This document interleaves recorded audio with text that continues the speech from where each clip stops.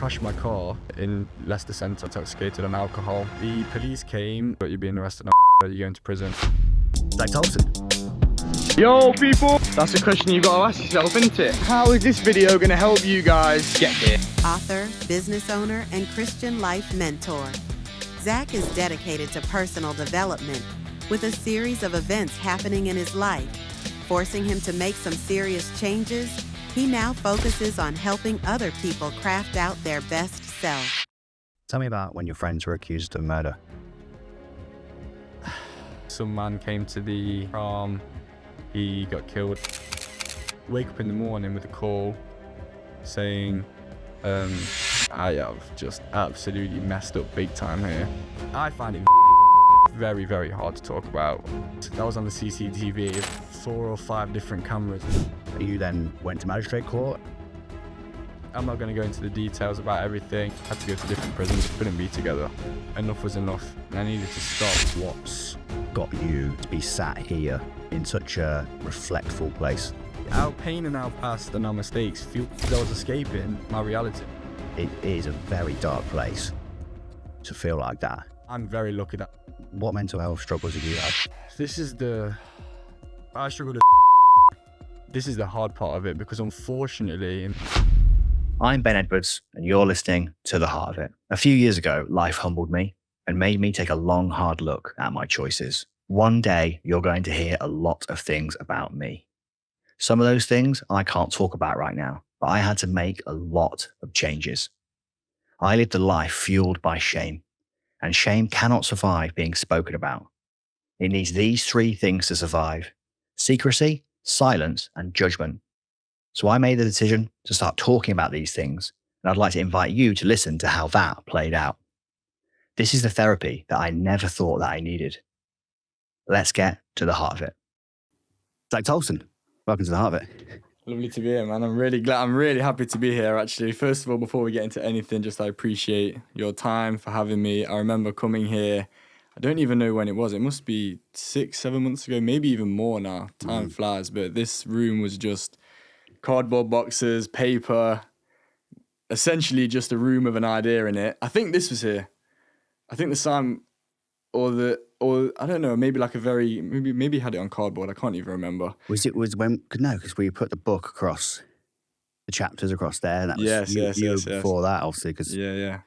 But yeah, it's amazing to be here. I mean, I've only been here 2 minutes and I've already demolished like half of it with my knee. I've dropped water and everything. But yeah, we're in here now.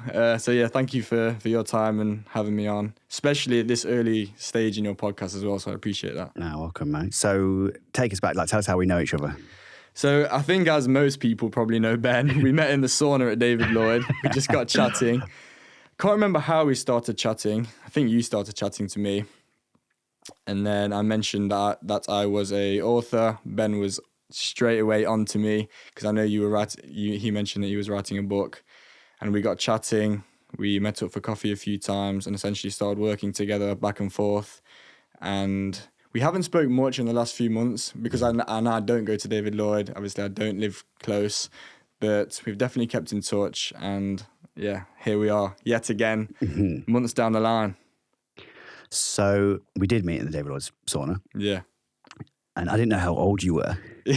So we got talking, like, obviously the way you look, I was just assumed you're like, late 20s or early 30s. Got talking and you said, I'm an author. And literally, like, I know you believe in like the law of attraction, the universe. And I was like, I said to you, do you believe in law of attraction and stuff? And you were like, yeah, I'm a faith believer. Things happen for a reason. I was like, mate, I'm just like at the beginning of writing a book. And you were like, I'm an author. And I was like, no fucking way. It was so uncanny how it all happened. It just feel like it was meant to be. Because you only ever, me personally, I don't speak too much to people in David Lloyd, but the people I have... Me neither. Yeah, but but the people that I have spoke to, it seems that it's kind of all just come together, especially with you, bro, helping you. And the fact that we were both writing a book.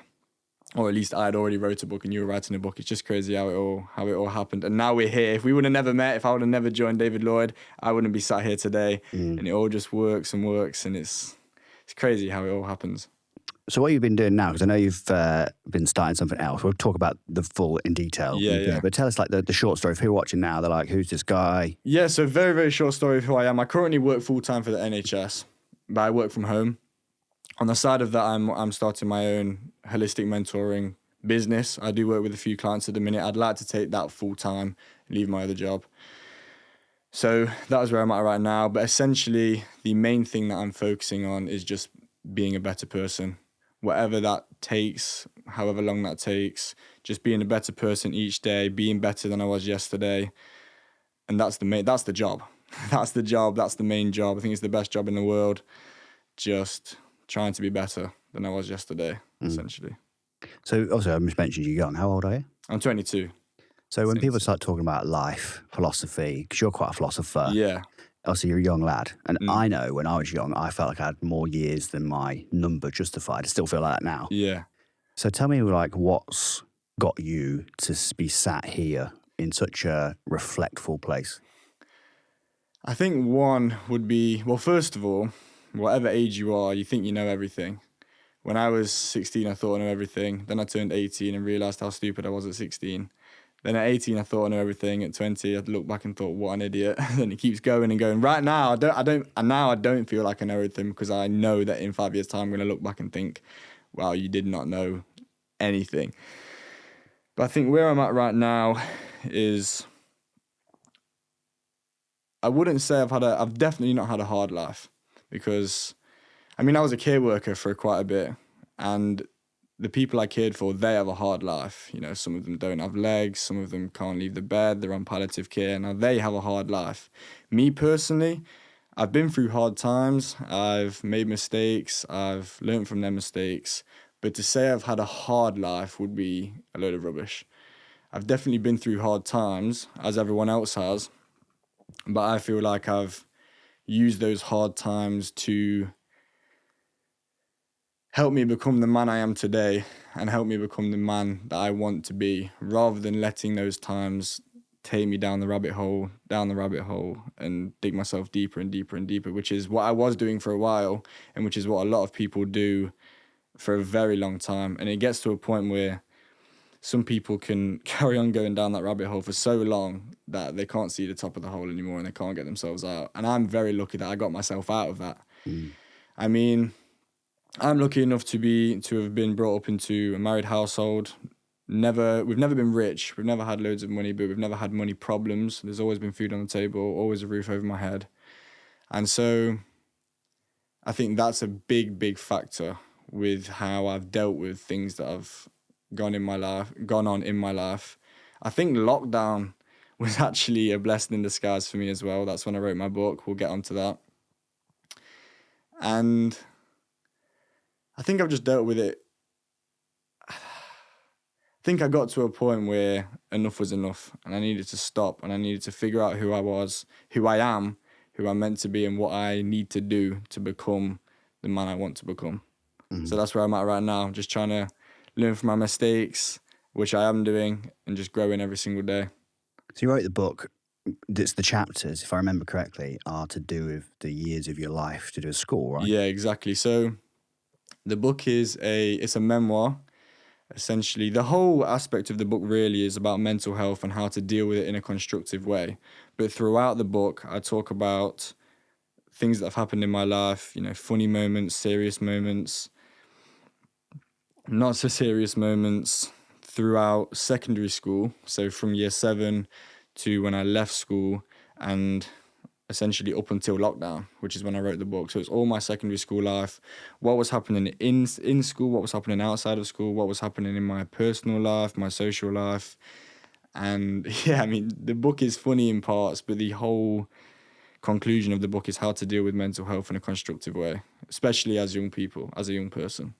What mental health struggles have you had? So I struggled with anxiety, quite bad anxiety. Now, anxiety is a weird one because you either know where it stems from or you don't. And for me, I didn't know where it stems from.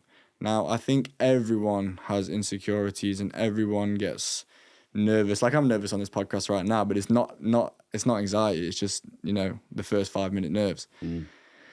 But I never knew what it really stemmed from, which is what one of the main problems actually was for me. Now, I'd say in school I was quite a popular person. I was never really alone. I always had friends. I got along with everyone. I got along with the teachers. I never, ever bullied anyone. I was never that kind of guy. I just got along with everyone. But as a young person growing up, I was very shy from a very young age. And I think looking back now, being shy and being popular don't work because, you know, you're not necessarily in the limelight, but for me, in my eyes, I was kind of in the limelight. I wanted to make people laugh. I wanted to do well in school. And ironically, because of this, led me down a path of getting kicked out of school, essentially, because I tried to be the class clown. I tried to make people laugh. I tried to conform to this popular persona that I thought people wanted me to be, but it wasn't really me being me, if you know what I mean. So I was trying to make people laugh. And at that age, the only way to really make people laugh, if you're not a very funny person, is to be naughty in class. It's to get told off. It's to get detention. It's to, you know, get isolation. It's to come in, untuck your shirt, just do whatever it takes to just kind of get told off, because that's where the attention comes from. And I hate attention, but I was giving myself so much attention, by doing these things, that this was, now looking back on it, was one of the main driving factors when it came to my anxiety, I think. Well, it won't surprise you that I had problems at school. Yeah, I bet. So you can relate here. When we first started talking, and you said to me, so basically I asked Zach for some help with the book, and we sat downstairs here, and we put the audio transcription on, and you said to me at the beginning, just to be like, so you're aware, these stories don't have to be like all true; they can be based on true events. And I went, hold on to that thought, and I said, let me just tell you what happened. At the end of it, you went, well, it's safe to say we don't need to exaggerate any of this. Yeah. So I could definitely, you know a lot about me. Yeah. Probably more than quite a lot of people, yeah. I definitely don't know everything. I think no one knows everything about everyone, but I definitely know the main parts. So I can definitely relate when you talk about school. I can't relate to being super popular. I wasn't unpopular, but I can relate to the naughty attention. Just wanted to, like, have fun. Yeah, I mean that's essentially what it was for me. I mean, I was quite smart actually. I got good grades in secondary school. Sixth form is when it all dropped, but I got good grades. I was naturally quite clever. I was never rude to the teachers that I liked anyway. But school was for me. I mean, if I could go back, this probably sounds quite bad, but if I could go back, I'd do it all the same, I think, because I mean, I never wanted to be in fact, this is a lie. I did actually want to be a brain surgeon at one point when I was like year 8. But I never really wanted to go to university. I never wanted to study medicine. This is getting later on in my life. So for me, behaving in school and getting the best grades wasn't really my top priority. At that point anyway, I was young, I was dumb, I was enjoying myself. I had girlfriends very, very young, which also I think played a big part in my anxiety as well, because I was trying to impress them as well in school, which is absolutely ridiculous really, but you know, you're young, that's what you do. And so, yeah, I think that's where it stemmed from. I think that's where it all stemmed from. I mean, now I still face anxiety now to an extent, but nowhere near what it was. I mean, I could say probably now I'm very confident actually. I'm very, very confident, but I do definitely face it sometimes in certain aspects of my life. What would you think the teachers would say about you if I asked them? Now? I think it depends what teacher you asked. I think majority of the teachers would say I was a very polite young man, because I always had manners. I think manners are the most important thing. I think you can be a very naughty kid, but if you have manners, you can get away with a lot of things. So I always had manners, or at least I tried to have manners. I think that they would say, well, based on who I was at school, or based on if they saw me now? Based on, like, if I said, oh, do you remember Zach at school? They'd probably they'd probably smile, they'd probably laugh, and they'd probably go, "Oh, what, the one that crashed the car into the school disco?" They'd probably say that. They'd probably say that. They'd probably say it with a smile on their face now, I think. The one who crashed the car into the school disco. Say more. Yeah, so this was after secondary school, right? So my school, I don't know if I should mention it, but my school had the name of the school, sorry. My school had obviously year 7 to year 11, and then it had sixth form, and I went to that sixth form because I got the grades, I got in. And at this point, you know, I broke up with my teenage girlfriend. I was in a point where we now had fake IDs. We was going out, drinking all the time, smoking, skipping class. I had a car. I was like one of the first people in my year to have a car. And there was a school disco. I can't remember what time of the year. I think it was Christmas disco. And it was just... So I was the only one driving. I think I drove like 9 people in my 4-seater to this disco. And we got there. And at the end of it, I remember one girl that I fancied, she was outside. And I thought, this is my time. I can show off now because it's just my car. And in the grounds where we park, there's like a section and then a gate, which is like I'd say enough to fit 2 cars. Then another section and then 2 more gates. I was like, I reckon I could probably skid out there and you know, get her to fancy me a bit more. That is the insight into a male mind. That is the male mind to a T, right? Crash my car, she'll fancy me more. But yeah, absolutely crashed the car, put a hole in the door, the wing mirror fell off.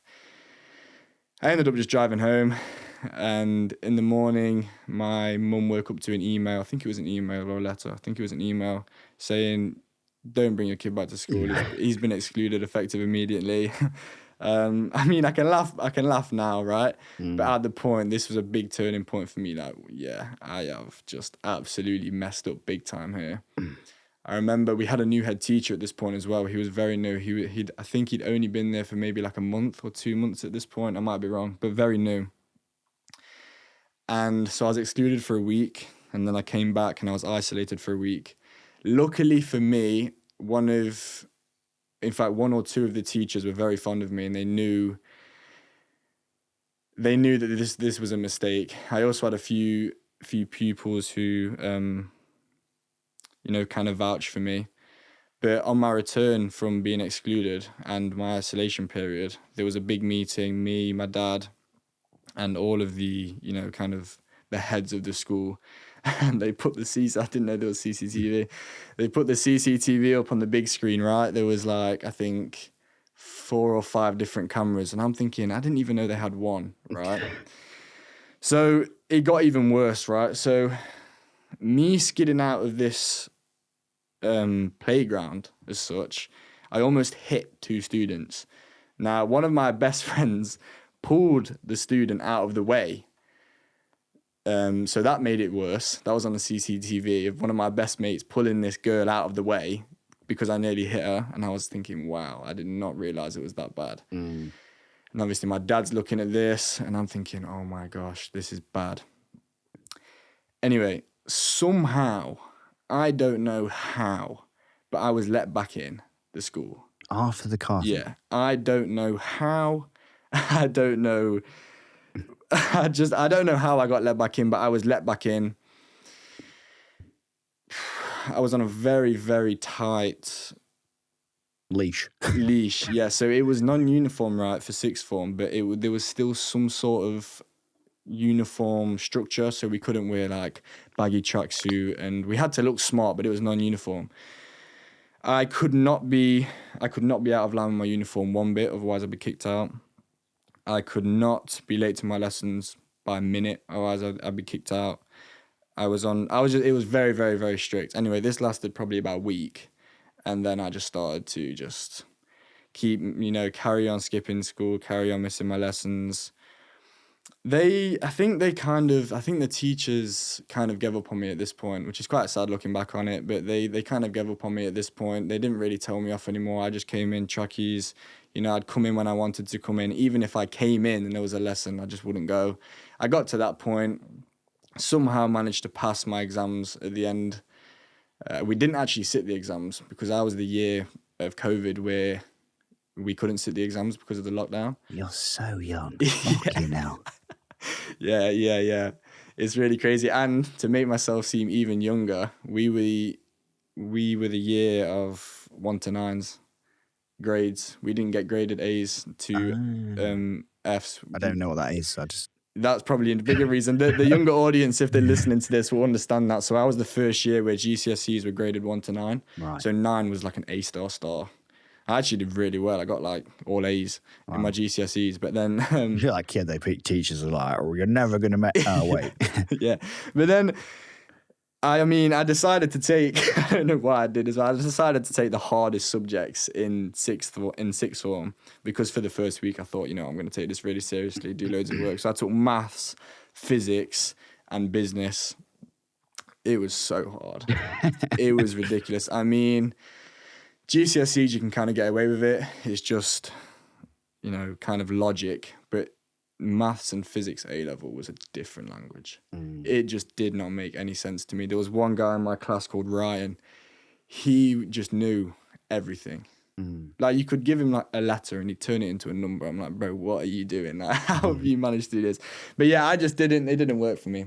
It didn't work for me. I didn't put in the work. I was very lazy. I was so lazy, in fact, I thought I was doing more. I thought I was doing a lot, but in reality, I was doing absolutely nothing. What do you think that says about the school education system? See, I'm actually quite for school. Because school teaches everyone the fundamentals of what they need. That'd be discipline, turning up on time, looking smart, manners as such. The problem is now is no one sees it like that. Everyone just sees it as you get given an exam, do it. You get given homework, do it. You have to go to lesson, which is exactly how I saw it early on in life. I get what you're saying about the discipline and stuff. But I'm not sure if it actually does teach people that. I get if you're going to be academic... And, Ryan understands maths, loves physics, just wants to go and be a doctor, lawyer, something that's going to require that and to go, like, learn how to learn. Yeah. But I think a lot for me, and I'm happy to be wrong, is that I was smart like you, but different kind of smart in application. Yeah. So I didn't really pay attention. Also didn't go to school a lot in the last few years. But still managed to get away with some GCSEs to a decent-ish, passed a few. Yeah. Like 7 or 8. But I don't think that it actually taught me about life, as in like how to apply that into life. A lot of it's just like memory retention. So I've got a good memory, so I kind of managed to get away with some of the stuff just through good memory. Whereas like if you've got a certain type of brain, which I have, ADHD style, autistic-y style, that way. I do get that. Then I think there's a better system, or could be a better system of education where like you learn by doing stuff. Because when I joined the fire service, I was interested in it. So I was like the second best performer in all the written tests. So written tests I struggle with for concentration, not reading the question properly. And I did have I have a lot of support to pass the entrance exams to the fire service, which was a lot of like, just read the question, man, you know the answer. But you aren't reading the question, you just jump in and skip in and read it too fast and etc. But then when it came to the actual tests, as in like in the actual training, I smashed them because it's interested in it, one. But there's also like you read the manual, you went and did all these like activities like as in actually running the BA drills or running a ladder drill. Yeah. And then when you write it down, you're just thinking, if there's 4 people around this ladder and you got to do that, what would I do? Oh, yeah, well, I'd ask matey to do. So I realised, I need to get Zach to get the 9 metre off the pump. So it was a situational situation. I remembered it. Versus like, what is the square root of? I'm like, yeah, sure. I mean, to hit on what you've just said, I think this is a very good point. Is that you weren't applying yourself to what you weren't interested in. Now, this is a big thing. I'm a big advocate of this as well. And just sorry to interrupt, not because I just didn't care. My brain, and I've learned about this from ADHD. My brain just would not release the chemical that other people get if I'm not interested. Yeah. It's like it physically will not work unless I'm interested. If you ask me the square root of 3 or whatever number I just said to work out how many litres of foam you're going to need to put that fire out, I'll be like, right, it's going to need because you need it to work for what you're doing, for work. But this is an interesting one because I'm a big advocate of we have to do the things we don't enjoy like we love them in order to get to where we need to be. Now, is this the same with interest, do you think? I hear you. There's a part of the brain, right, that David Goggins and Andrew Huberman talk about. It's a part of the brain when you do something you don't enjoy that grows. However, I think for a kid who doesn't understand, who struggles to communicate, struggles to pay attention, trying to force them to do something they don't like just creates rebellion and rejection. Whereas I find that, when you sit down with a kid who struggles to communicate, and I have friends who have kids, and obviously, some of them struggle to communicate more than others. When you're talking to them on their wavelength about something they enjoy, they can explain to you their game intensely. And then you ask them, so tell me about, I've just told you about their game. Then you just talk about this thing that's their homework. And you make it relate, and suddenly they're interested. Is in like, they can see how it applies. When it's two, because I didn't understand how the two applies, like the fire service foam example, the maths makes sense. I need it. Yeah. And you could get people to understand the context of why you're learning about the periodic table versus just remember this periodic table. Well, why? I think this plays a part in my life. I don't know about yours. You'll have to let me know right now as well, because I find myself sometimes drifting off in certain conversations, even if it's something that I'm not, I wouldn't say passionate about, but something that I'm not really either in the mindset to listen to in that point, or something that I'm just not interested in at all. And this is like, whether you're talking work cultures, whether you're an entrepreneur, or whether you work for somebody or anything at all. Working 9-5 was created for manufacturing, right? Stand in a line, same as school, and just repeat the same thing. Right, put that in a box or manufacture that part or whatever. Yeah. Now with life, it's very different, and some days energy's not there. Some days you can feel like you could write loads of chapters or loads of pages of your book. Other days, you've got no idea what words even are. Yeah, exactly. Yeah. And try me telling you, right? I know there's a procrastination piece, and you could still write a chapter or write a line or write a word just to get you that writer's block going. I've seen lots of strategies about that. But I mean more of like, instead of trying to force yourself when flow just is not there, and all you do is piss yourself off, frustrate yourself and feel useless. Yeah. Even if you throw that chapter away, right? Sometimes people say just write a word, write a line. You're still going to throw it away, but it's the habit, which is what you're talking about. Do the thing you don't want to do. But try and expect yourself to do something when you just don't feel like it. And I don't mean you're emotional, like I can't be arsed. I mean like when your brain has been busy. Like I'm recording you today, got another one after this. Massive week next week. Yeah. My brain is like fried. It's only so much. Yeah. I learned from a flow coach that I worked with, an American girl, that you cannot borrow energy from today, and then expect to use it tomorrow too. Yeah, in terms of mental energy.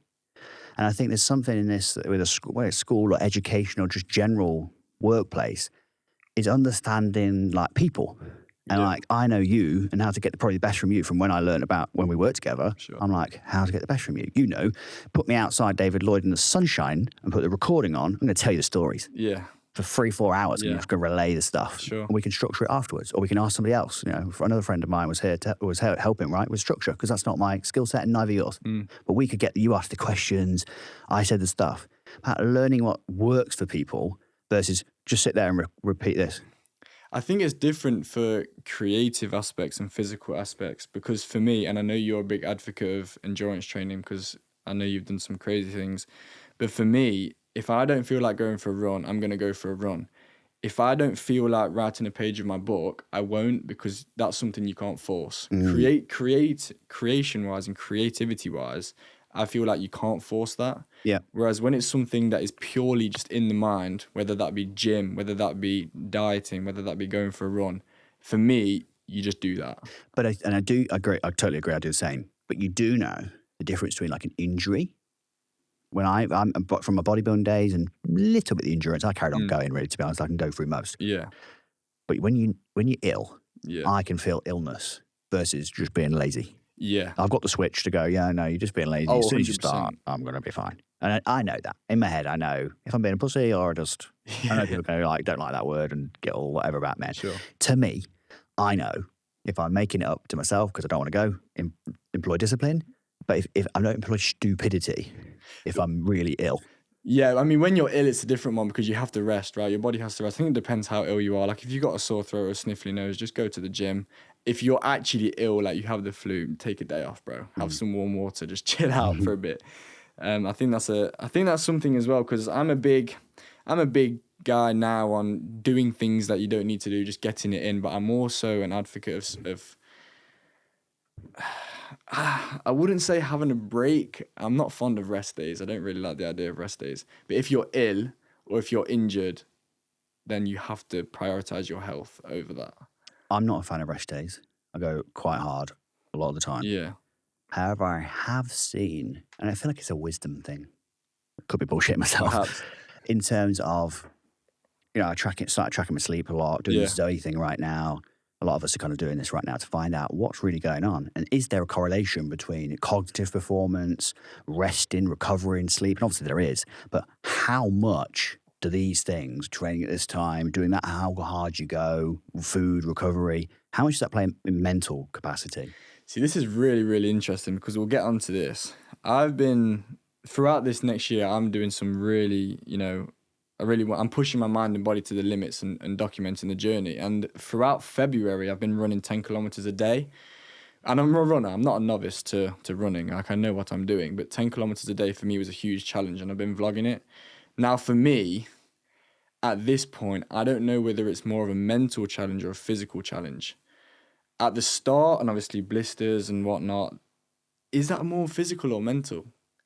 I don't know, and that's where I'm at right now. Right now, for me, I'm just getting up and doing it because I'm going to finish what I started, but I don't know whether it's more mental or physical at this point. When I first started running, as you've heard about, just completing a loop around Grantham was like, I couldn't run. I was a bodybuilder. I was just plodding along. Had the operation on my feet and legs, and then all sorts of stuff, as you know, happened. Yeah. It was a psychological, like David Goggins, who's in my ear, like, go outside. If you feel like a piece of shit, just start moving. Yeah. And I just kept moving. Literally kept running longer and longer and longer. And it was definitely a therapy for me, listening to podcasts or listening to David Goggins or whatever, running and running and running. And I think it was a psychological thing. Like, the fitness came, but you are surprised at how you can, even if I was moving slowly at points. Yeah. But I was running sometimes like 15 kilometers a day, quite often, repeatedly throughout the week. Like some of the weeks were 60-kilometer weeks before I even got into the proper Ironman training. Just abusing myself, really. It was more a self-torture, to be honest. Before I got my head into the training aspect of it, it was more of a self-harm. Do you think with things like you've done, so you're Ironman, I'm training for an ultra marathon, do you think these things come from some sort of pain? Or do you think some people can just do these because it's something they want to do? Like, who on earth would just want to do an Ironman or an ultra marathon? Like, David Goggins is fighting some demons, bro. And if he wouldn't have gone through what he went through, would he be doing what he's doing now? I can still, I've gone for a run this morning, but like a 3.5K. Yeah. High rocks train I've been doing. I enjoy it. I'm naturally, well, I'm not naturally probably anything. I'm mindset wired to just be, go for it a lot. But I think there's I don't think I'd be able to. That's not true. I could go and do it if I wanted to. If I wanted to, being the key word, I realised last year with the Ironman stuff, I can do anything that I want to. We're capable of so much more than we realise. But it's the limitations I placed onto myself before, and the identity statement. I'm not a runner. If you put me next to most people now, even who do probably run, there's a place you go to, you well know, when it gets into the deep water. I've got the switch to be able to keep going. Yeah. I didn't know that. But what life's proved to me in the last 3 years, through the horrible things that I've gone through, I can go into the dark place and somehow make it through. But is that why though? This is where I'm coming from. Like, is that you being, when everyone else starts dropping off, when you get to this 70% towards the finish line, when everyone starts dropping off, is it that pain that you've been through that is the fuel? Or would you be able to finish it off? Obviously, you'd never know because you can't go back in time and do it. But is it that pain that's fueling that? There's definitely, when the moments come, how am I going to feel about myself if we stop moving? Yeah. And also, which I know I'll feel about myself, but there's also, this is nothing in terms of the pain that was going on inside my body, my mind. Mm. And mental health, I know, like, the people who have it obviously will know. People who don't have it probably always struggle to understand what people are talking about. Yeah. When you are in the midst of feeling bad, it is a very dark place to feel like that, especially how I did. Yeah.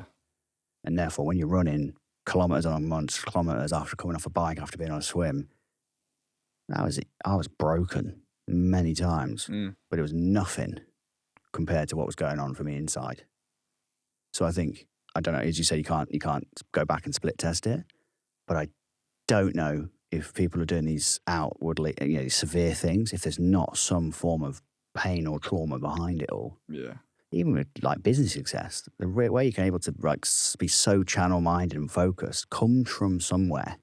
I've not seen too many people who are super happy and have this great childhood that go on to do amazing things. I don't know. Yeah. But the percentage seems to be, or maybe we just hear about the ones who don't got, sexually assaulted as a kid, who then beaten, raped, left to die, and then suddenly do $5 billion, Yeah.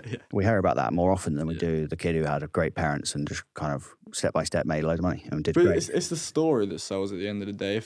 If you have someone running an ultramarathon who had a crazy upbringing, a really terrible background, and someone who ran an ultramarathon just because they wanted to, which one's going to sell?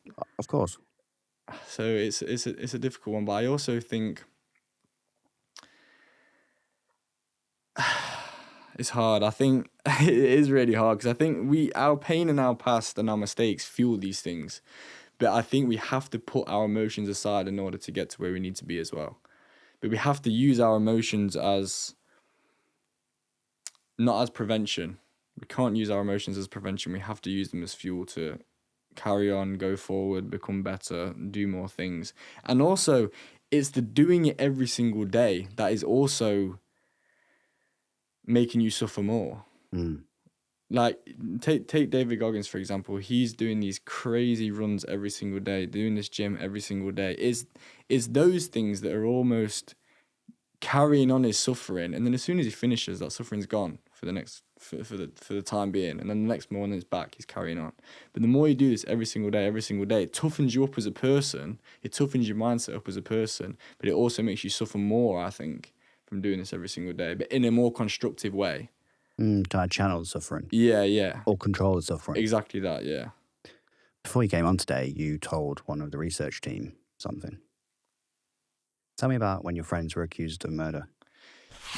As most of you know, my diet is pretty strict most of the time, so it makes it even more important to me that when I have a cheat meal, it delivers. There is nothing worse than ordering a takeaway and it being wrong, missing items, or just not being what you expected or you hoped for. That's why having the support of Kasim from Bombay Joe's Bingham has been a game changer. Kasim has been a supporter of the podcast from the very beginning, providing all the food for the launch party. And we recently went to see Kasim and the team at Bombay Joe's Bingham, a takeaway restaurant that's a modern-inspired take on Indian street food. Opening 6 days a week, 5 p.m. till late, based in Bingham, Nottingham, and can deliver to a wide radius, including West Bridgeford, serving all of your favourite curries and classic Indian dishes. Kasim has got you covered. And Kasim has put together an exclusive offer just for To The Heart of It listeners. To claim your exclusive offer from Kasim, just visit theheartofitpodcast.com/sponsors, where you can download the Bombay Joe's Bingham app and get your exclusive offer code. And as a thank you to Kasim, our team has put together a special social media pack, which you can check out on their social media on Instagram at Bombay Joe's Bingham, where you can find their latest menus and give them a follow. Tell me about when your friends were accused of murder. Right, yeah, this is a crazy story. So it was prom night, 16 years old. My two friends, two brothers, one was 16, one was 18 at this point, just turned 18 now. They didn't do it. They were proven innocent. They didn't do it. But this was a massive thing that went on. You should probably get them on the podcast. I don't know if they'd want to come on, but yeah, so it was prom night. I'm not going to go into the details about everything, but some man came to the prom. He got killed and whatnot. Anyway, they got proven innocent. That was a huge thing that went on, losing your best mates for almost a year on remand. Them not being there. But it's taught them a lot. It's you know, everything happens. I don't actually know if everything happens for a reason or whether we make reasons for why everything happens. But it was definitely a big paradigm shift in all of our lives, because that was a big factor as well for me. You know, they went away, then I started sixth form. They came back. They don't live local anymore though. They moved away. But that was a big thing, definitely. More so for them, of course. Like, I'm not saying this is I don't want to use their experience anything to do with me, but it definitely taught me a few lessons, and I definitely went through a lot. So of course their family did and their friends did, but for them too, my gosh, I can't even imagine what they both went through doing that. Especially that the fact they didn't actually do anything. Like, they sat in there, two brothers as well, they had to go to different prisons, they couldn't be together. So I know you can't talk about potentially the specifics, you don't want to. Yeah. But you can talk to your experience, right? I know that doesn't make, you're not trying to say your experience was worse than theirs. Like, so we can pre-frame that. So it's prom night, something's occurred. Yeah. Someone's been injured. Tell me then how that played out for you. Well, I wasn't actually at that prom night because I was at a different school. I didn't go to their school, so I wasn't there. I had that prom, I think my prom night was on the same night. But anyway, I was at a different prom night. Wake up in the morning with a call saying, your friend's been arrested. What for? You know, tell them. I'm going, what? My friend doing that? So you got a phone call? I got a phone call from their sister telling me what's happened, telling me that he's been arrested. The younger brother didn't get arrested till days later. But the older brother, because he was 18, and I think because he was mixed race as well, they just kind of, I don't know, I don't want to call the police force, I don't want to say anything negative about the police force because they do a very good job. But I think that it perhaps had, his race perhaps had a factor effect on what happened, maybe. And that, in fact, we'll go on to this in a minute because I'm going to talk about another situation that happened where race did have an effect in what happened with the exact same lads a couple of years later on. But for me personally, it was just, you know, losing your two best friends. They were the two people I spent most of my time with every single day. They definitely learnt a lot, They definitely learnt a lot through that. I remember sending letters. The letters were hilarious.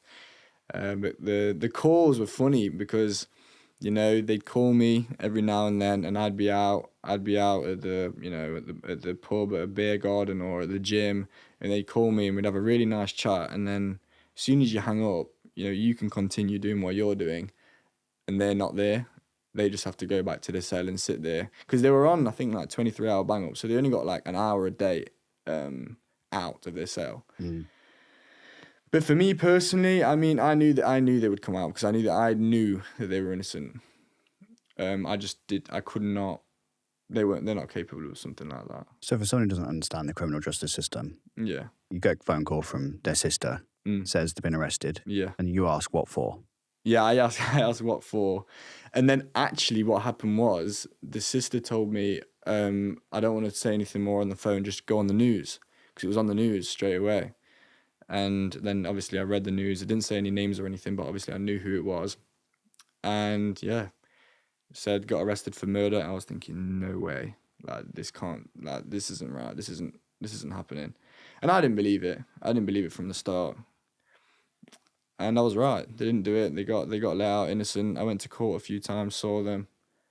But it was definitely played a big part in a lot of people's lives. So you heard arrested, and the second brother wasn't arrested at that point. Yeah.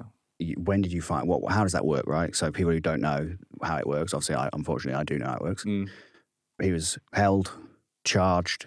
You then went to magistrate court and he was remanded? So, well, I didn't actually see them. I didn't see them in person until trial. Until, I think it was trial, whatever it was in court, months down the line. Apart from on phone call, I went to see them in visitation a few times, but for months I didn't see them at all. Now, the brother was arrested a few days later, but it was just weird because the brothers were arrested, and then I remember speaking to the mum, and the mum went in and she spoke to the lawyer, and they said, oh yeah, they're just going to get questioned, they'll be let out in a few hours. And then they both just got arrested there and said, look, you're being arrested on murder, you're going to prison. And in their minds, they're thinking, I'm going to go for 25 years because, you know, that's what you think when you hear murder. I'm going to be going in for life or however long it is.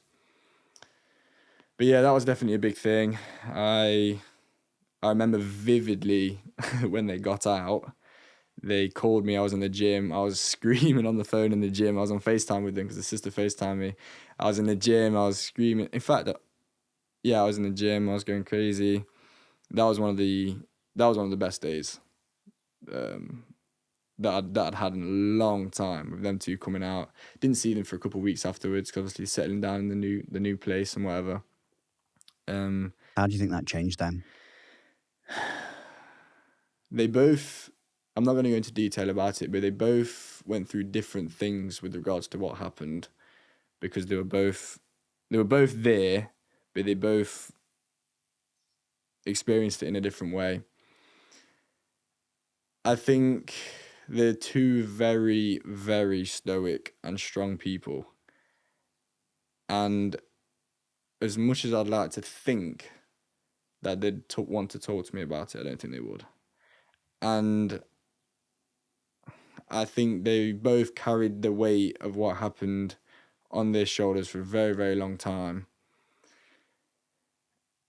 And I don't know how it affected them. I never really asked too many questions. I didn't want to pry. But, I mean, they wouldn't be where they are today if it wouldn't have happened. One of them's, they've both started a business actually now, which is great. They wouldn't have started that business, I don't think, if it would have happened. It's doing really well. And yeah, I mean, how it's affecting them mentally now, I couldn't tell you. You said you don't want to criticise the police force.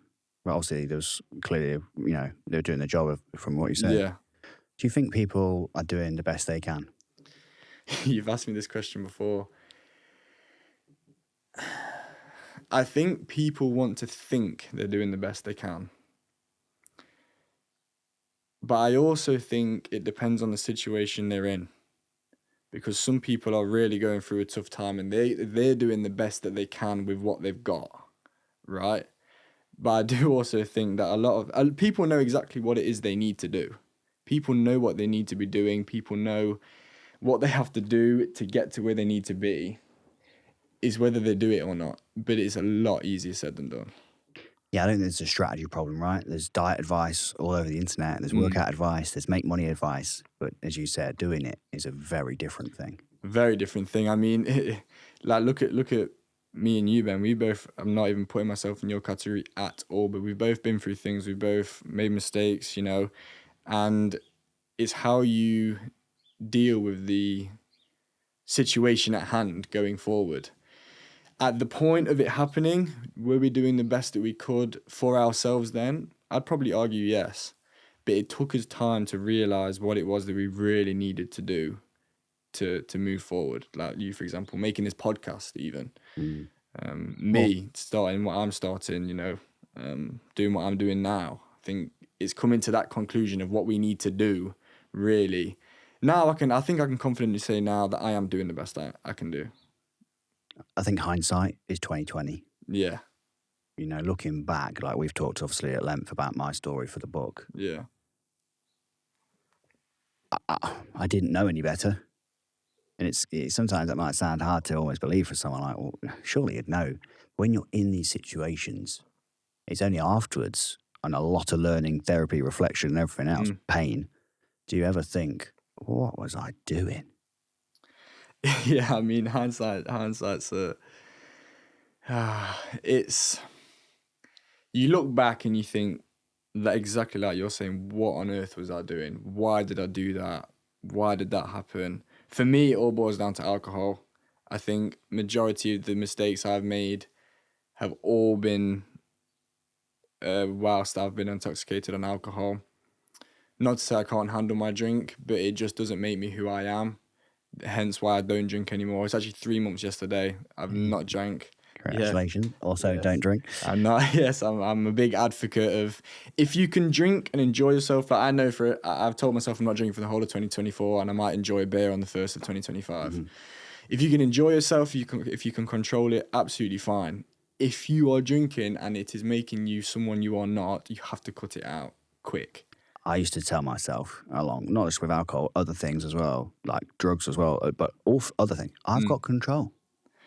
Everyone thinks that. And I could tell you I did not have control. Everyone thinks they've got control until shit hits the fan, right? Until something bad happens, until you get into a, I don't know, car crash, until you make a really big mistake, until you get arrested, whatever these may be. And the thing is, it is going to happen to you if you don't fix up quick. It will happen. And the massive problem, which I think majority is aimed at the younger audience, is they think they're invincible. They think they're invincible. They think they can drink and drink and they're fine. They think they can do this and do that and it will never affect them and it will never come back to bite them. It will. And the sooner you realise that, the better. But as you say, it's so much easier said than done. I got suspended on my birthday 3 years in a row at school. My birthday, so it must be something to do with. I wasn't trying either. So my parents didn't let me go on the last year of school, like year 11, and it wasn't allowed to go, and for obvious reasons. And then I was actually asked to leave school early, study leave, which I was like, sure. Yeah, why not? Cool. And I just thought this was funny at the time, but on reflection, I'm not sure it is that funny. We had some situation happening in the lesson, and the teacher told me to get out, you silly little boy. Or stupid. I think you told me. You may have told me this. I did. Because then that same teacher, maths teacher, went and got a head teacher. It was a new kind of head teacher to the school. And I knew it was coming, right? I knew something was going off. I'm getting watched from over there. Sure.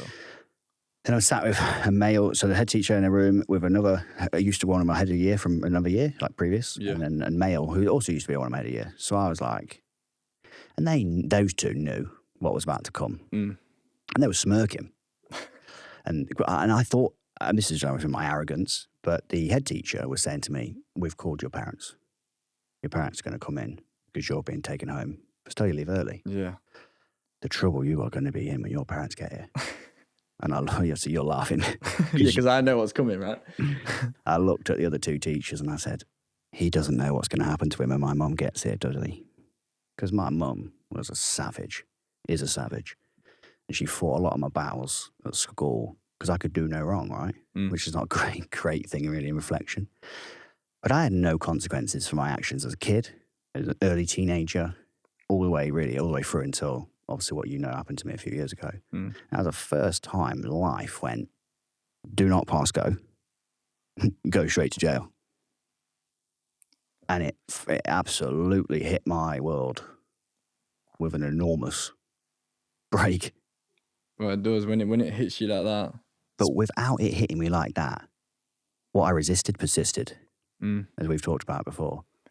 So, you said about your friends, you said about that situation, you said about your alcohol and changing stuff. How do people have that change, that shift? Well, this is the hard part of it, because unfortunately, in most cases, that shift only occurs from something bad happening.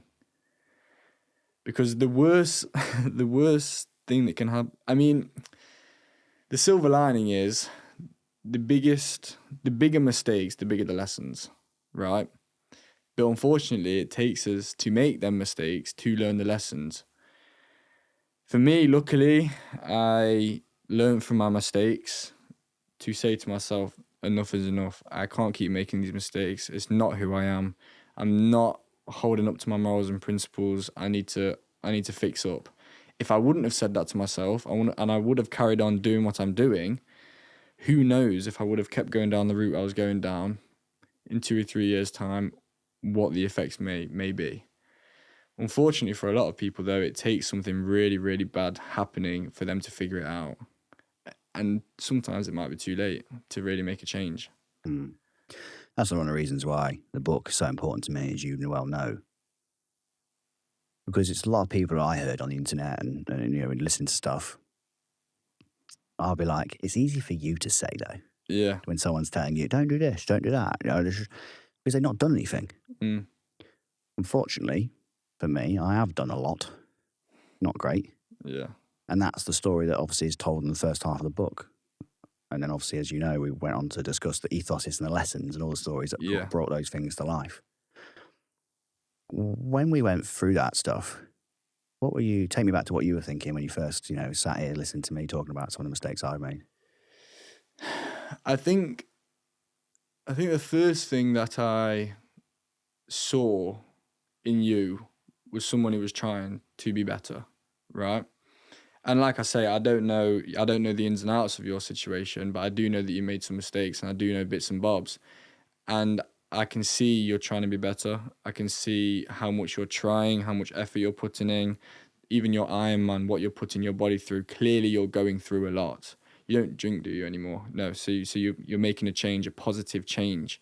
And it's that positive change in life that if you are consistently making a positive change, people should be able to see that.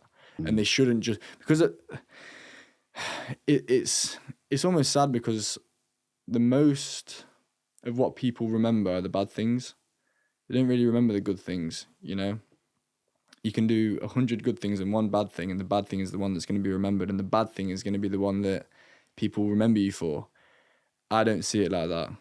I don't know what you've done exactly, ins and outs, but I know you've made mistakes, but I know you're trying to be better, and that's the most important thing for me, and that's all I see. And I just see the consistency in you trying to be a better person and growing every single day and becoming that 1% better every day, that saying, and I can see you doing that. And for me, that's the most important thing.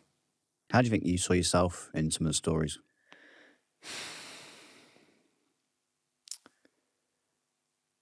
I think I definitely reflected on some of my stories, definitely in school, definitely some of the school stories. But I definitely saw myself in a way that I'm trying to be better from what I've done. I saw that side of myself in you, that I'm trying to be better. In the stories as such that you were telling me, obviously some didn't relate to me, some did. But we both made mistakes, we've both been young, I'm still young, right? Hey, I am. Yeah. But, to answer your question, I saw the fact that we both made mistakes and we're both trying to be better, and that's how we relate. And we're trying to portray that image as well, and trying to motivate and inspire people along the way to talk about these things. Because it's very, very hard to talk about. You somehow did it so easy. I don't know whether that's because that's because I'm an easy person to talk to. I'm not too sure, but I find it very hard, very, very hard to talk about. Not as much as I used to, but about things I'm going through or things I've been through. I kind of just battle through it myself. But yeah, definitely courage from you for bringing that up to me. I think you were easy to talk to. I got a lot from you being like just another lad chatting to me, no judgment. But my friend Gemma, she sat there on this podcast and said, I bet it feels like a piece of piss for you to be vulnerable and have these conversations after what you've been through. And I was like, yeah. Because when you have been through what I have been through, talking to you about it now is nothing in comparison. Similar to going to do an Ironman. And I think that's where, I guess, the question about how do people get to there without having to go through the horrible stuff. How do they have the realization? How do they have the light bulb go on and go, oh, hang on, wait. My training routine has always been a big part of my life, and managing recovery and injury prevention has never been more of a focus of mine. Trying to maintain energy for the long sessions whilst making sure my mind is also kept on top form to continue all of the commitments that my schedule demands. That's why having the support of Harvinder at Glasshouse Pharmacy has been a real game changer. Harvinder has been with us from the very start, regularly topping me and the team up with the latest state-of-the-art IV drips. These treatments really are the real deal, used by elite athletes, entrepreneurs, and even cancer patients to boost performance, aid recovery, and keep you going strong.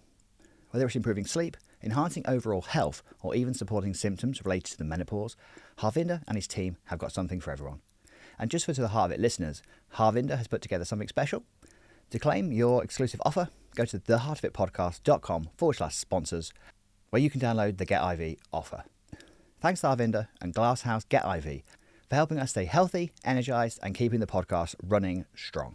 And since being a guest on the podcast, Harvinder and our team have been working on Harvinder's very own podcast, Behind the Symptoms, where Harvinder discusses all the IV drips and their health benefits, amongst much more. If you want to check out Behind the Symptoms, you can. Just visit theheartofitpodcast.com/behind the symptoms. Thanks to Harvinder again.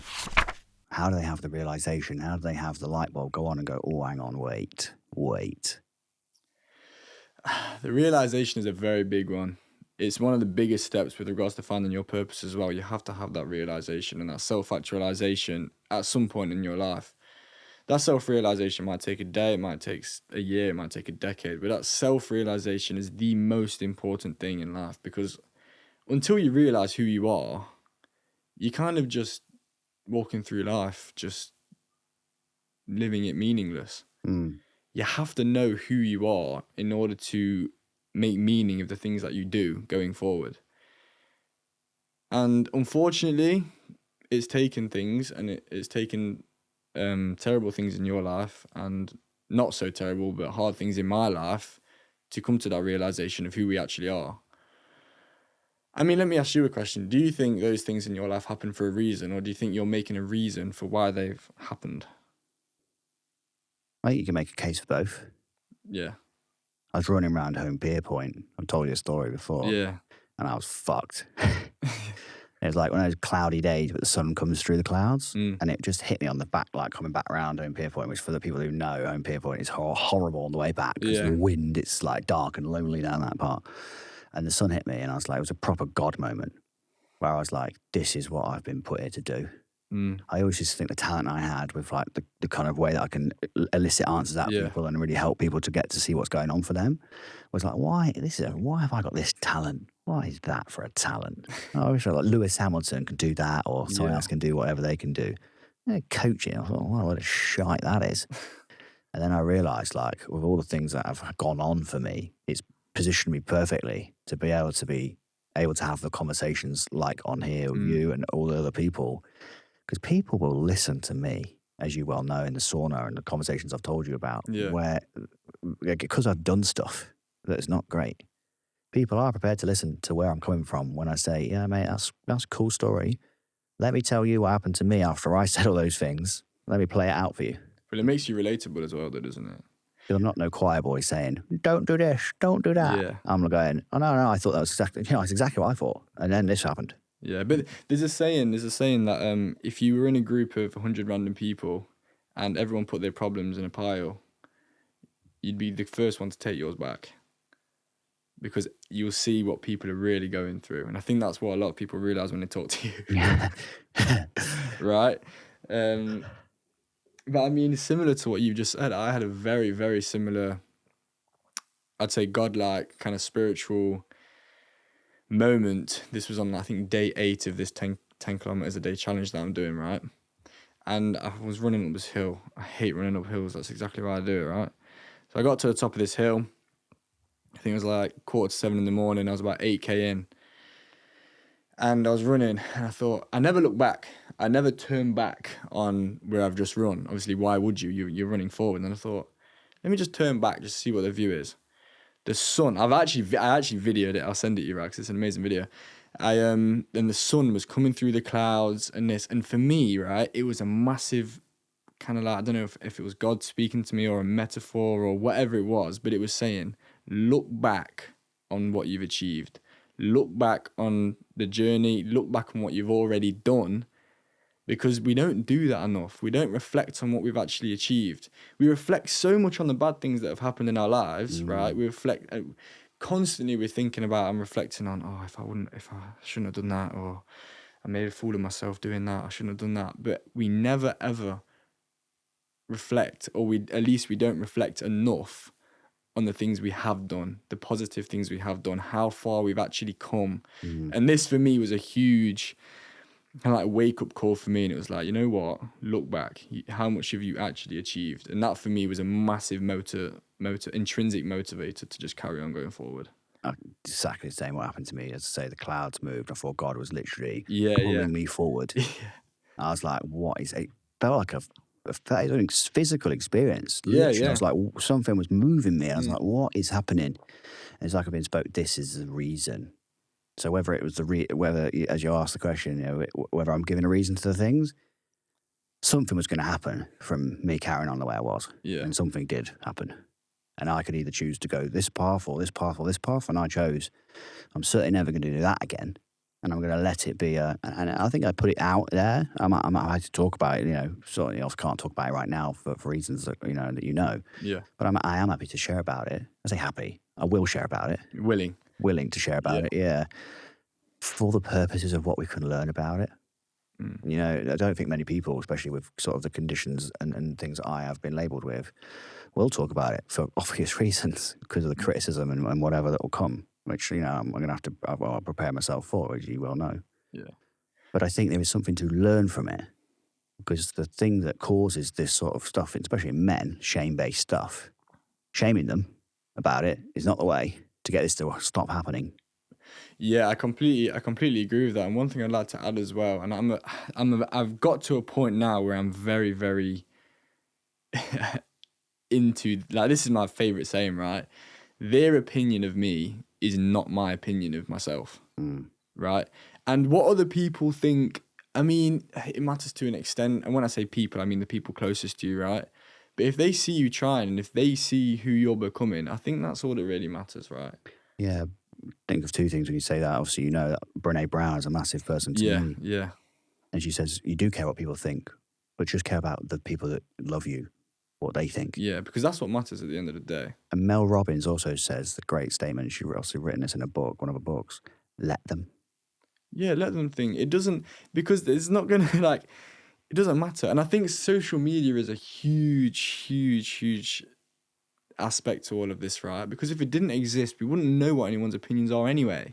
The only opinion that would matter are our own opinions of ourselves and the people around us. Social media's, I think that's another thing why mental health is so bad at the minute, especially in young people, because it's social media. Like when I was 10 years old, I used to play out on a bike, right? I used to go knock on at my friend's house and ask them if they want to play out. Now, people are on TikTok, on social media, and... But do you think we're just mirrors? I think Gary Vaynerchuk says that social media is not the cause of the problems. Social media is just exposing people and their behaviour. Because I use social media, as you obviously know, I just put my life on it. I don't put it for any reason, for anyone else's benefit. I put my friends, so my other friends can see what I'm doing. And I got a message from someone, actually, not that long ago, saying, showing off your life. And I was like, and they know my situation. Yeah. I was like, the fact you think I am showing off when you know what I'm going through. So this was put to me by a therapist that we're just mirrors of each other. And when we see someone else doing something, it's really just showing us. Rejection is... Projection. Exactly. I think it's just showing us our own insecurities. When people are not unhappy, when someone says to me, this person's doing this, I'm like, oh, good for them. This person's really struggling. Well, that's shit. It must be, if I know them, I'd reach out. If I don't know them, I'm like, that sucks. I'm not ready to jump on someone, but I have realised what it's like to be on the other end of it, right? It's not a long walk from I'm better than you to I'm not good enough. And the next minute, it's me who's falling over and I'm on the floor and everyone's looking at me going, ha. Yeah, I mean, I do agree with you. But I also think that social media, I mean, these reels on Instagram, they're not reels, they should be called not reels because they're just not real life, right? I mean, it is real life, right? Because it's happening. I could be on holiday and put a reel up, but my Instagram personally is private, right? So I only have my friends on there. My YouTube and Twitter is a bit different because that's more of my business and what I've got going on behind the scenes. But when I post photos of where I'm at and what I'm doing, that's for my friends to see and whatnot. But when the young people are, not even young people, anyone, right, is being bombarded with these videos of ridiculously beautiful models, money, Ferraris, Rolexes, huge houses, people on jet skis in Dubai, they're thinking to themselves, psychologically thinking to themselves, I'm not doing that. My life is rubbish compared to their life. But it's not, because that's not real life, right? It's not, your life isn't rubbish. You're just comparing yourself to someone who is living a 0.01% of what life is.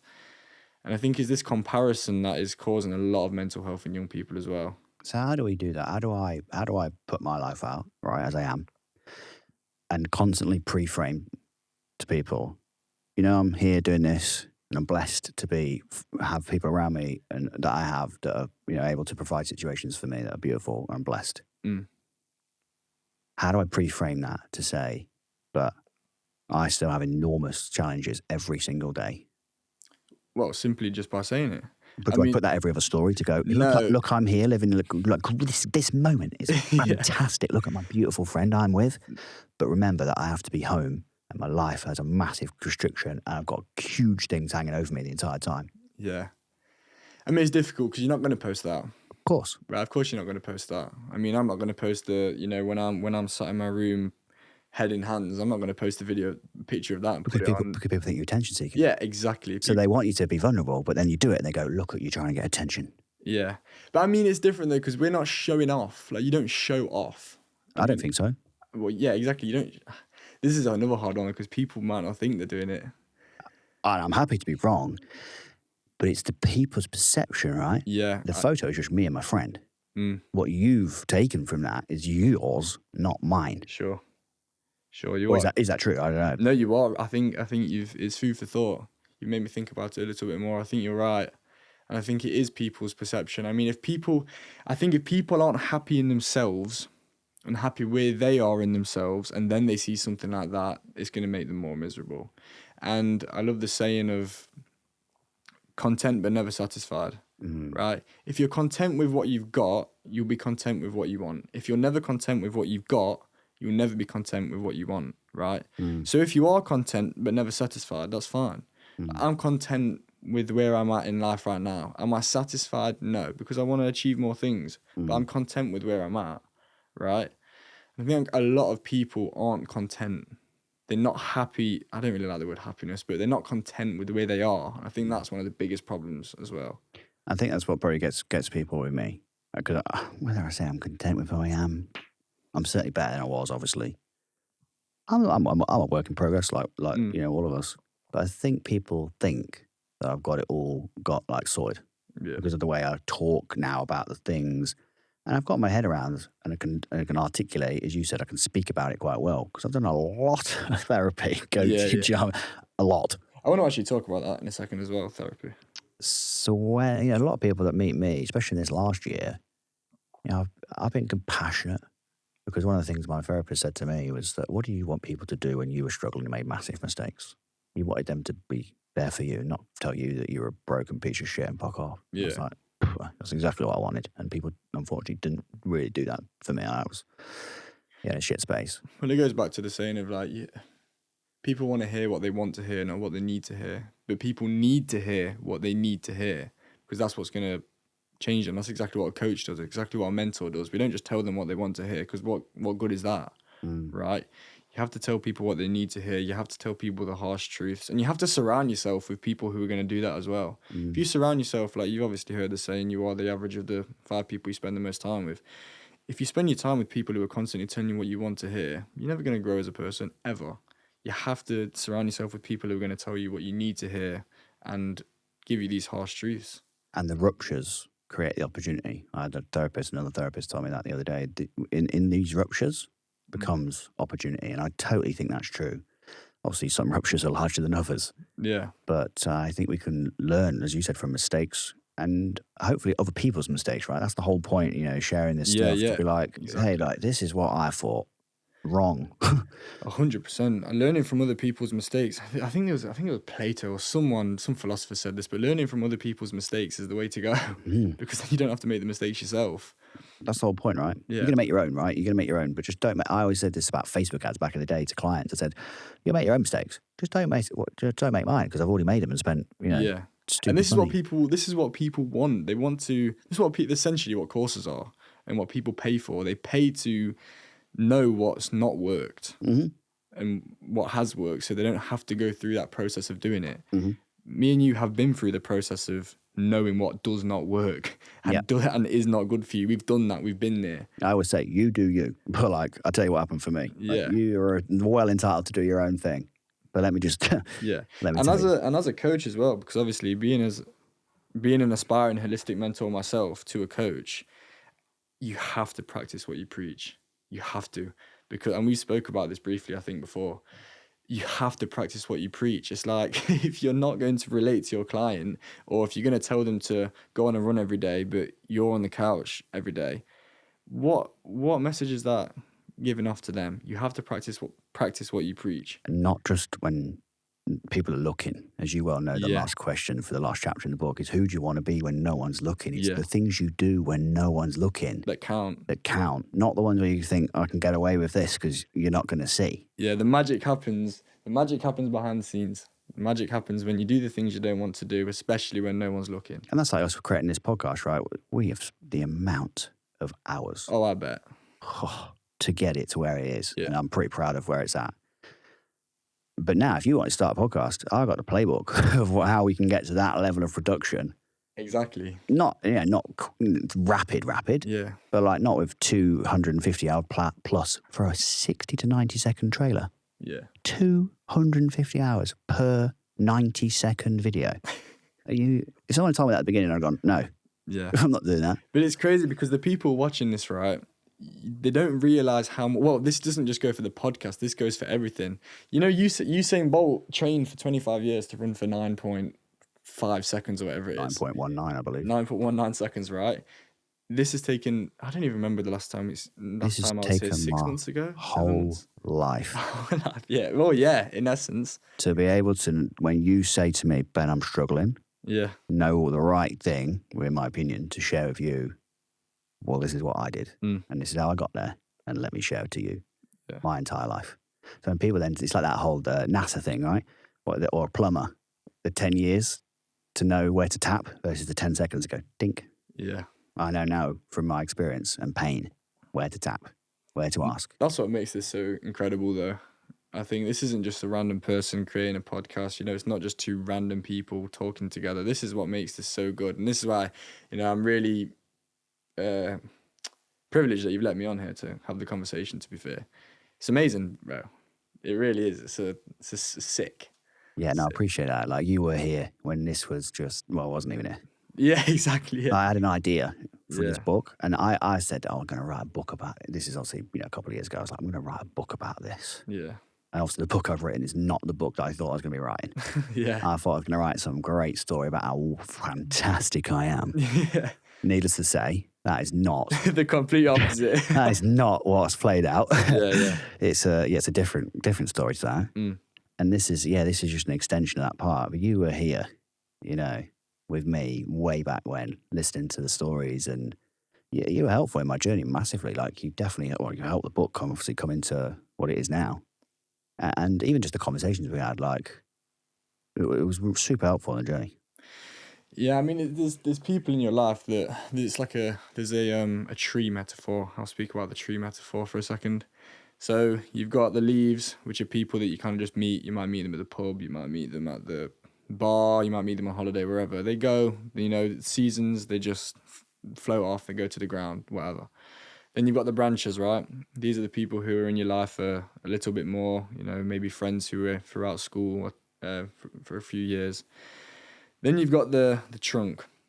These are people who will always be there. You might even only see them once every decade, but they're going to be your best friends, your family, your cousins, your dog, whatever that is going to be, right?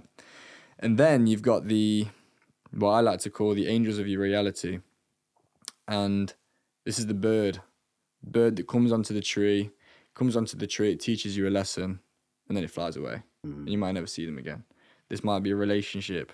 This might be someone you meet in the sauna, whoever this may be. And I think if we see life as this, and the people that come in and come out of it, we can kind of get more of a grasp of how everything kind of comes together. Because we don't just meet people for the sake of it, I don't think. No, I like that analogy. I used to say season, a reason, or a lifetime. Yeah, and that can fit into the tree analogy completely.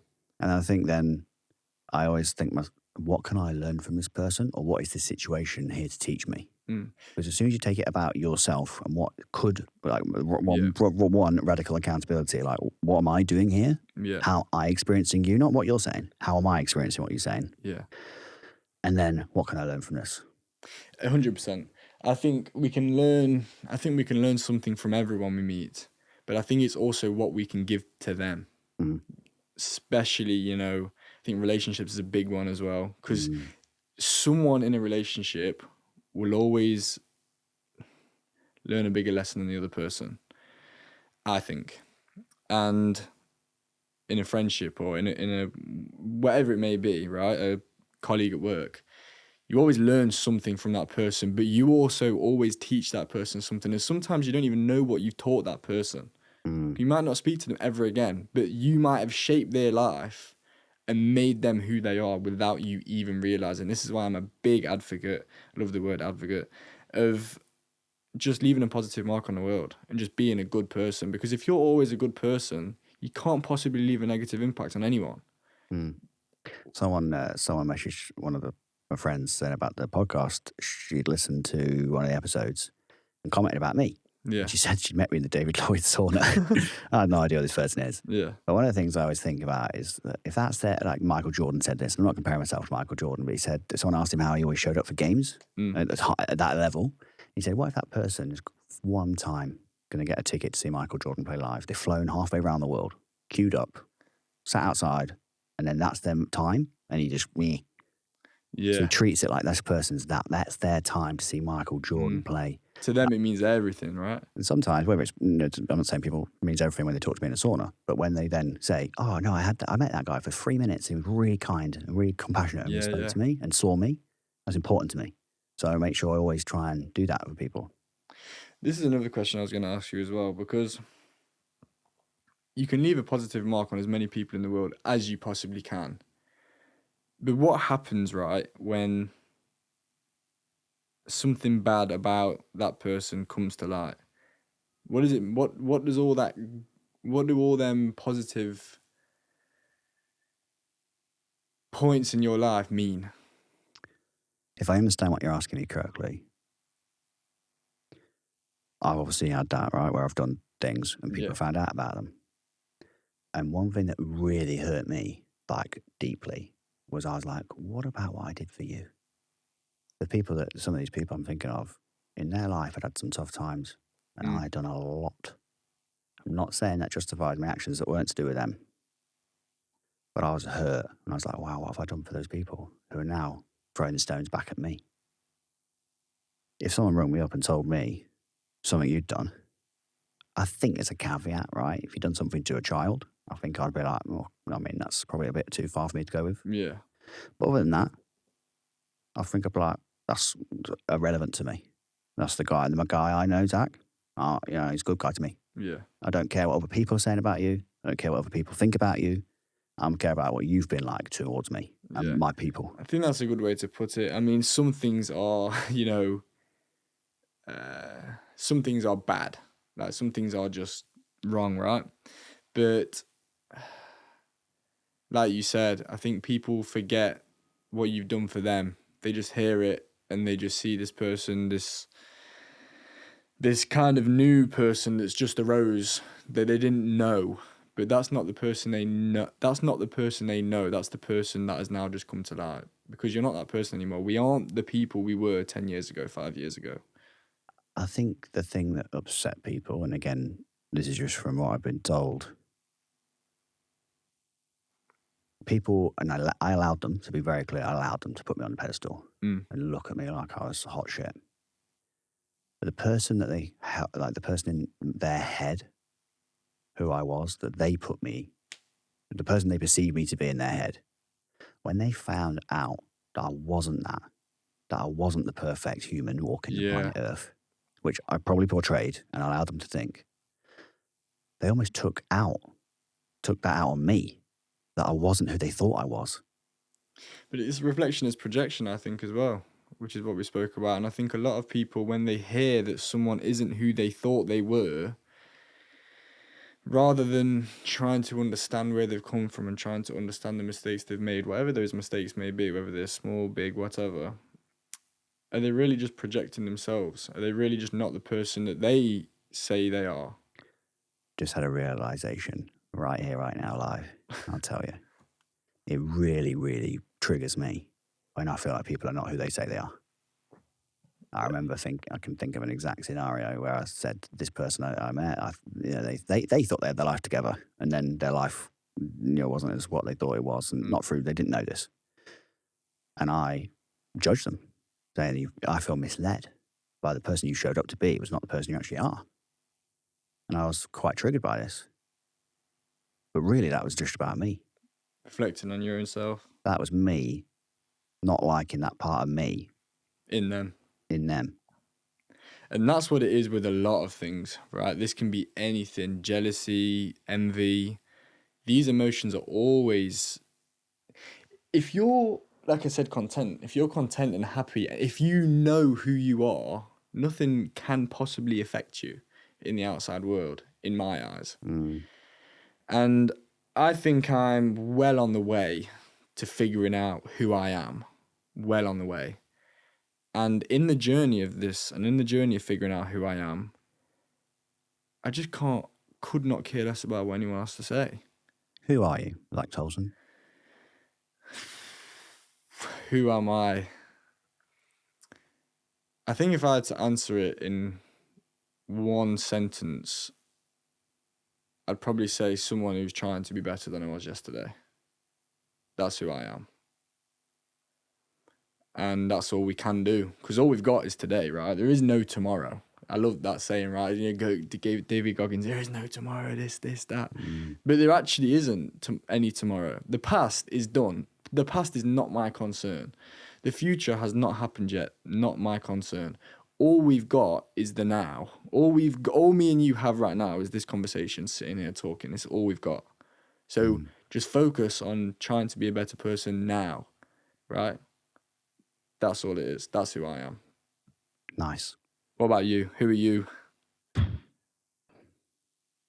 Throw it right back at you. I got a message from one of the lads I went on my fire service training with the other day. We listened to the podcast. And he said that he was inspired by the podcast and what he heard. And he said, when I first met you years ago on the training, I always thought this guy's special. My mum told me my entire childhood that I was special. And I think I believed it, which probably helped me to be, quite arrogant at points in my life. But I am different to other people. And I used to try and hide that and to fit in, which probably didn't really work very well. Yeah. And, I've obviously answered this question a lot to you and stuff in the book previously. So this is probably a different answer today than my usual, who do I want to be? Sure. I think embracing of who I actually am, how I live my life with my choices, my lifestyle choices.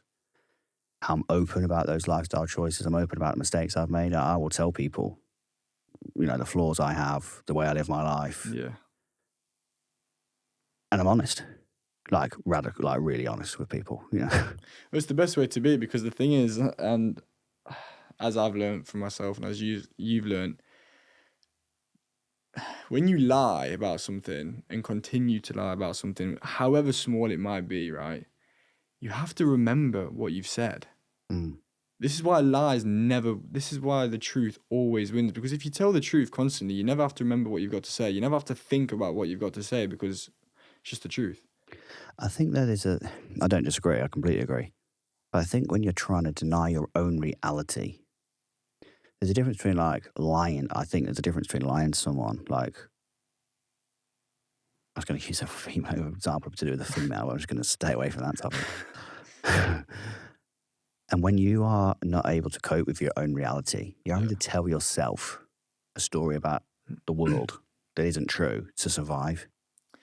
And I think when I was sat at my friend's a couple of years ago, and I said that we talked about the realisation, there was no pretense, there was no bravado left. Yeah. I just didn't have the energy for it. And when I had that ego death that people refer to, and I was like, oh, fucking hell, it's me. It is me. I think from that moment on, that reality shattered. But before that, I don't recall sitting there thinking I was lying. I wasn't telling you something that wasn't true. Yeah. I was just living in a world where that was not my reality. I think this is a big thing as well. I think a lot of people love to escape reality. And another saying that I really love is, you either use the weekends to escape the reality you have or build the reality that you want. Now, this works with everything. And I feel like people love to escape reality because they don't like the reality that they currently have.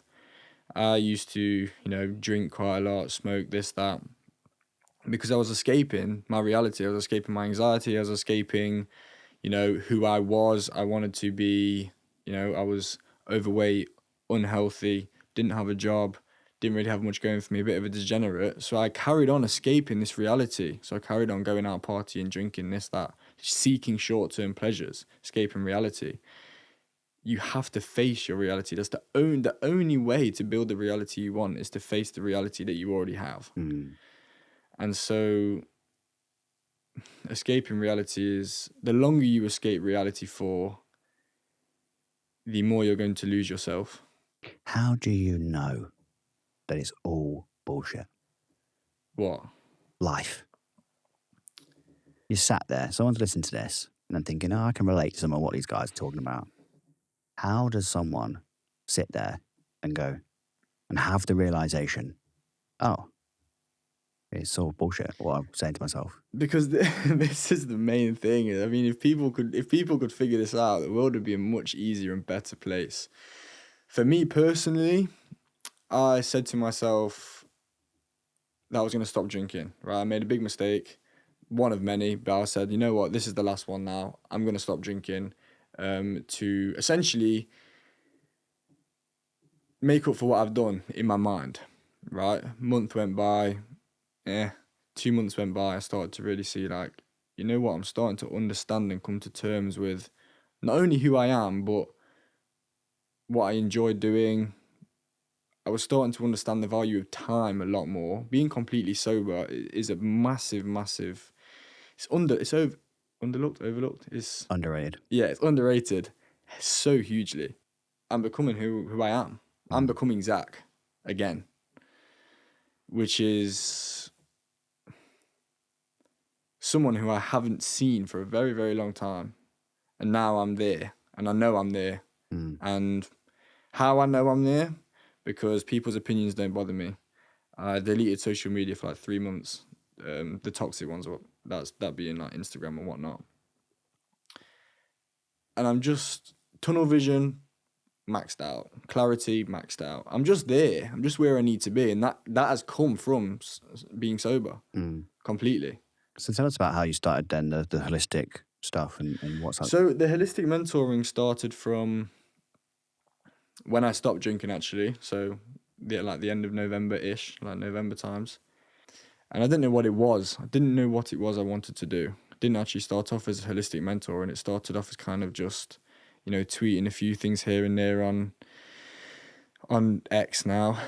And time went by, weeks went by, and I started to figure out that, I was actually motivating people. People were messaging me on Twitter saying, yo, your content's quite motivational. Like, I'm learning a lot. I jumped on a few calls, had a few calls with people, and they said, they really liked what I had to say. And I thought, and I actually spoke to one of my best friends, and they've always told me I should be a motivational speaker and a mentor. They've always said that because I've personally worked with him. I'm very motivating. It's quite ironic sometimes because, you can be very motivating, but you're not actually doing it yourself. Like I was saying before, practice what you preach.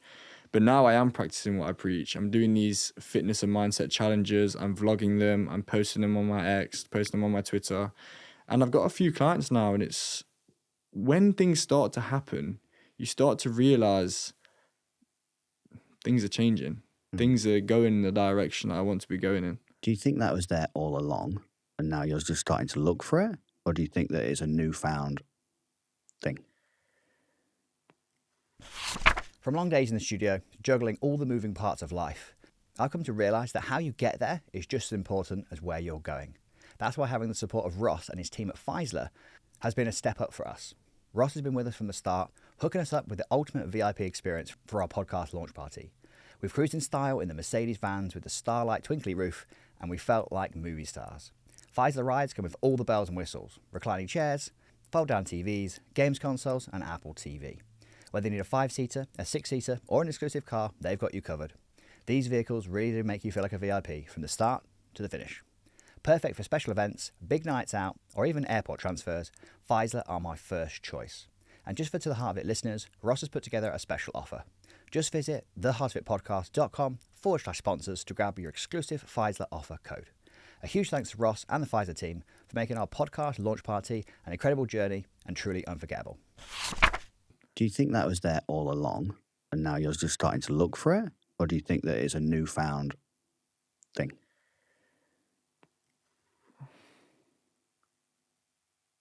I think it's perhaps always been there. Very, very deep down. Couldn't find it. Loads of stuff buried on top. But now that I went sober, I don't know if it was the sober that made me realise this, but I think it definitely played a very big part. But I think it's always been there. I think I've been put on this world to motivate people and essentially just leave a positive mark on the world. That's my end goal. My goal isn't to be rich. It's not to have a Ferrari, not to have a house, to like a mansion, whatever, obviously to have a house, but to leave a positive mark on the world. That is the end goal. And I think I've come to terms with that now. So what's next for you with that intention? I want to try and motivate as many people as possible, inspire as many people as possible. I am actually, me and my friends, it's a perfect time. Me and my friends have actually started a brand called Build or Break. It's not really a brand, it's more like a community called Build or Break. Now, my two friends are chefs, dietitians, nutritionists. I've actually worked with them personally on myself. And we want to create a community that represents change. And that if you want things to change, you have to change things, right? And we all work 9 to 5s currently, but we all have aspirations to help people, to give as much free value as possible, to create a community of like-minded people who, you know, aren't necessarily where they need to be in life or where they want to be in life. But we don't want to tell people, okay, yeah, get this Ferrari, do this, do that, you know, and work. We want to give people a more reality check, especially the youth as well. We want to try and portray to the youth that go out on your bikes again. It's not all about social media. You know, I want to start going backwards. I want the pendulum of life to start going back on itself, because the way it's going now with social media and with what people are hearing on social media and the agendas that are being pushed, people are losing themselves. And we want to be a brand and a community that helps people figure out who they actually are and represent who they actually are. And I think the next thing for me is to really work on that, work on the Build or Break brand, and also work on myself as much as possible. Where can people find you and your brand? So people can find me and my brand. I'm sure you'll probably leave some links down below, but you can search in my name on Twitter or YouTube or anywhere, just Towlson Zak. That's TOWLSONZAK, Zak with a K. Please remember it's a K. Even my family spell it with a C, right? And the Build or Break is just Build or Break everywhere. TikTok, YouTube. We've got some cool vlogs out there, got some cool things coming out, and also on Twitter. But on Twitter, it's Build or Break Me. So give that a check out, give that a look. Definitely let us know what you think, and we've got some cool things on the way. Last question. You mentioned earlier on about the race situation. What was that one? The race situation, yes. So I'll quickly go on this. So, mate, we could speak about these situations for absolutely hours. But I wrote my car off in Leicester. This was few months after my friends got out of prison. This is in sixth form when I was really going through things. Anyway, wrote my car off, crashed my car in Leicester Centre, right? And the police came and questioned my black friend who wasn't even there. I was the driver, right? And they didn't question me or ask me any questions, but they just questioned him. He wasn't even there at the situation. I rang him saying I'd just crashed, and he made his way down because he was already in the pub or something, and he made his way down. But yeah, that didn't make any sense to me. They didn't even ask me any questions, the actual driver. Don't know whether that's just the person on duty, the time of the day, I don't know. But again, I don't want to say much, nothing too negative about it, because I do really respect the police force and any law enforcement, really, because they're trying their best at the end of the day. But that's one thing that stuck with me and I don't really understand. What do you want to be known for? What do I want to be known for?